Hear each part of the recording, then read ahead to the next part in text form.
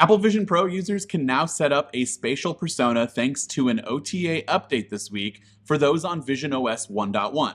Spatial personas are designed to make it feel like you're interacting with people face to face and in the same room instead of being trapped in a floating box like before. Spatial personas have a translucent background and include the head, the hands, and the top part of the torso to provide a more natural feel so that it seems like the people in the conversation are in the same physical room with one another. With spatial personas, people can move about in their real-world space, and that's reflected in the virtual setting. Persona location is the same for all people on a call, so if there are 5 participants, for example, each one has a different location, just as they would sitting together in a room.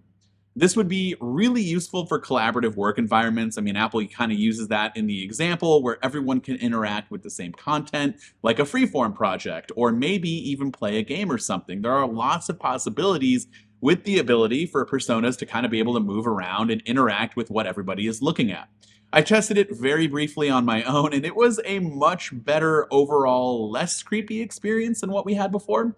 It does feel like that person is in the room with you, and it is a little jarring when that person does get up and kind of move around, but that's great. I mean, it's like they're not bound to a window anymore, so it just feels a little bit more natural that they can get up and move around. Now, unfortunately, I was having some weird Wi-Fi issues where it kept dropping on my Vision Pro, and then it would drop the call, and that was getting frustrating, so I was only able to capture a brief amount of time during this experience, but I am excited to try it out a lot more in the future. I do think this makes it a lot better compared to what we had before.